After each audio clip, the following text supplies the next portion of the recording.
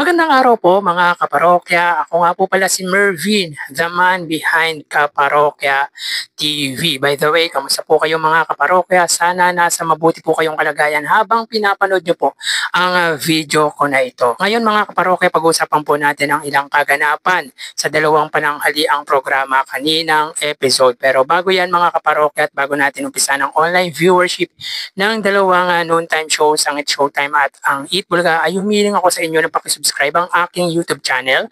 Paki-like and share natin po mga kaparokya para mas dumami pa po ang makapanood ng content natin. Maraming salamat po sa inyo mga kaparokya. So yun nga po mga kaparokya, umpisahan po muna natin ang ating kwentuhan sa opening number ng Eat Bulaga kaninang episode. So kanina nga po mga kaparokya, ang nag-perform po sa Eat Bulaga ay walang iba kundi ang legit na barkads na si Karen Aistrup. Samantalang sa It's Showtime mga kaparokya, upon checking ay wala pong nag-perform. Samantala pagdating naman po sa ads na meron po silang 28 TV ads. So sa unang gap mga kaparokya, meron po silang 9 ads. Sa pangalawa ay 10 ads. Sa pangatlo ay 9 TV ads with a total of 28 TV ads. Samantalang sa Eat Showtime mga kaparokya, wala po tayong na-save pero most likely ay aabot po yun ng mahigit 150 TV ads. Yan naman po mga kaparokya ang usual number of ads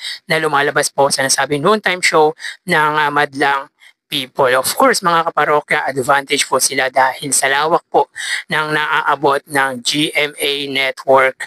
And of course, mga kaparokya, ibang klase din po kasi talaga mag-marketing or mag-market ang ABS-CBN pagdating sa mga advertisers. Advertisers, mga kaparokya, hindi po sa sponsors. Dahil pagdating sa sponsors, mas marami pong lumalabas sa noontime show ng Legendary Trio. At tingin ko mga kaparokya, limited lang po talagang kinukuha ang ads ng Eat Bulaga sapagkat para po ma-maximize ang oras ng mga segment ng nasabing noontime show. Anyway, mapunta tayo mga kaparokya sa highest viewership na naabot po ng dalawang noontime shows kanina. So ang It's Showtime mga kaparokya ay umabot ng 102,000 viewers. Samantalang ang Eat Bulaga naman po mga kaparokya ay 137,000 viewers. So mga kaparokya, kung makita nyo po dito, bagaman umabot po ng more than 100,000 ang It's Showtime, ay masasabi po natin na mababa po ito ngayon mga kaparokya. Unlike po ng mga nagdaang araw ay umabot po ng mahigit 110,000 viewers. Pero ngayong araw po ay 102,000 viewers. Samantalang ang Eat Bulaga mga kaparokya ay 137,000 viewers. So mga kaparokya, mababa ito kesa noong mga nagdaang linggo or mga nagdaang araw na kung saan ay umaabot po ng mahigit 150,000 views ang noontime show ng Eat Bulaga pagdating sa highest viewership na kinakandak po natin. Pero ngayon ay 137,000 lamang po. Pero mataas pa rin po ito mga kaparokya. Kumbaga hindi na po masama dahil umaabot pa rin naman po ito sa average ng views na nakukuha po ng Eat Bulaga. So dito mga kaparokya, ang pagitan po nila ay 35,000 views. Angat po dito mga kaparokya, of course, ang Eat Bulaga. So mapunta tayo mga kaparokya sa papremyong ipinamahagi ng dalawang noontime show. So kanina nga po mga kaparokya ay nakuha ang jackpot or yung pot money ng Laro-Laro Pick. At mga kaparokya, mukhang binigay po talaga ni Vice Ganda. So thank you po tayo or pasalamatan natin si Vice Ganda dahil talagang kusang loob niyang ibinigay ang nasabing pot money na tumataginting na 200,000 pesos. Talagang binigay po ni Vice Ganda para sa akin sa pananaw ko po dahil talagang kinanta pa ni Vice Ganda yung sagot. So by the way mga parokya, ang It's Showtime po ay nakapamahagi ng 255,000 pesos at ang Eat Bulaga ay 160,000 pesos. So dito mga kaparokya sa Laro-Laro Pick, ang sila po ay nakapamahagi ng 225,000 pesos at sa tawag ng tanghalan ay 30,000 pesos. Samantalang sa Eat Bulaga, sa Pera Fee segment mga kaparokya ay 10,000 pesos. Sa Sugod Bahay ay 60,000 pesos sapagkat 40,000 pesos lamang po ang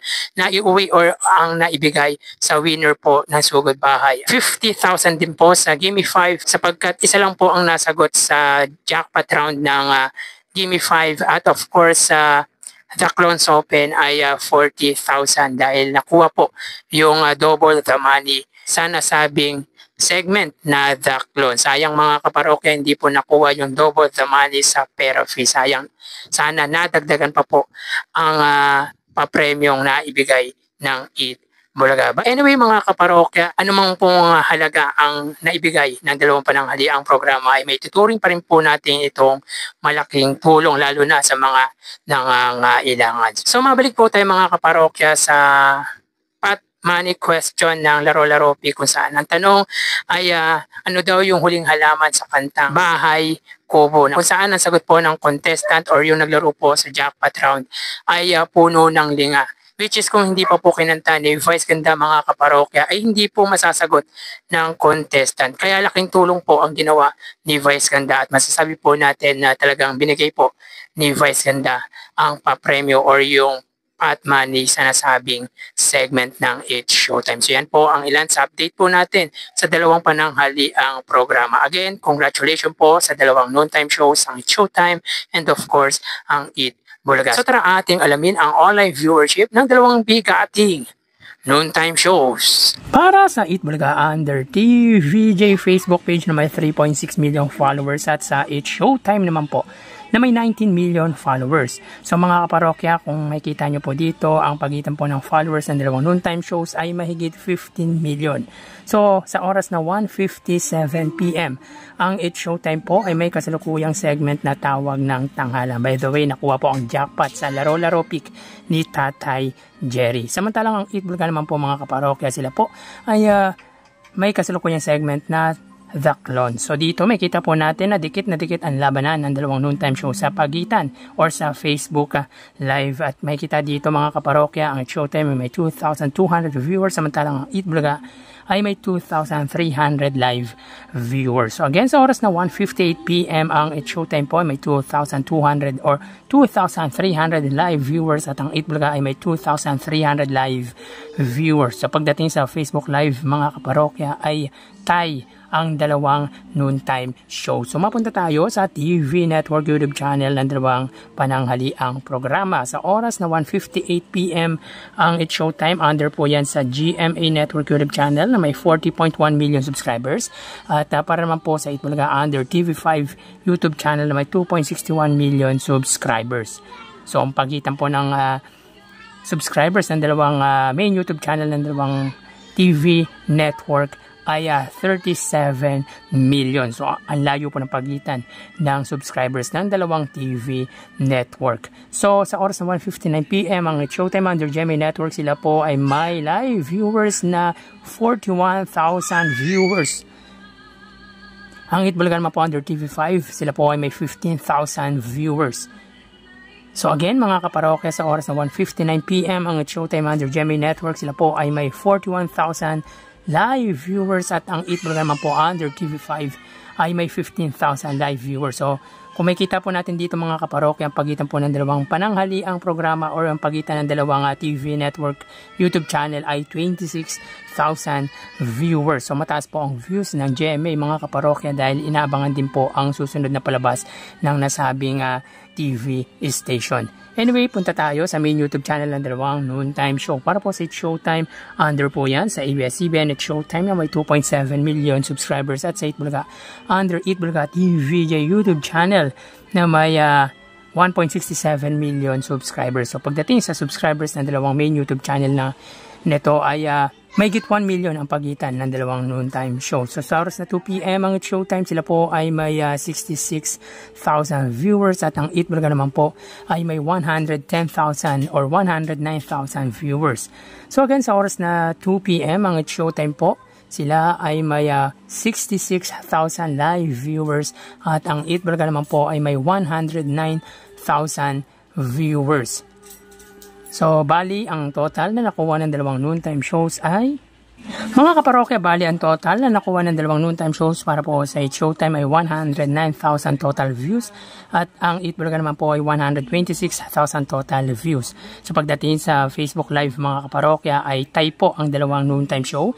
Pagdating naman po sa TV Network ay 41,000 sa GMA at 15,000 naman po sa TV5. So type po sa 2,000 views ang dalawang noontime show. So pagdating naman po sa main YouTube channel, 66,000 sa It's Showtime at 109,000 naman po sa It Bulaga. So again, ang It Showtime ay may 109,000 total live viewers at ang It Bulaga naman po ay 126,000 total live viewers. So pagdating sa online viewership mga kaparokya ay wagi na naman po ang It Bulaga at lamang po sila dito mga kaparokya ng 17,000 viewers.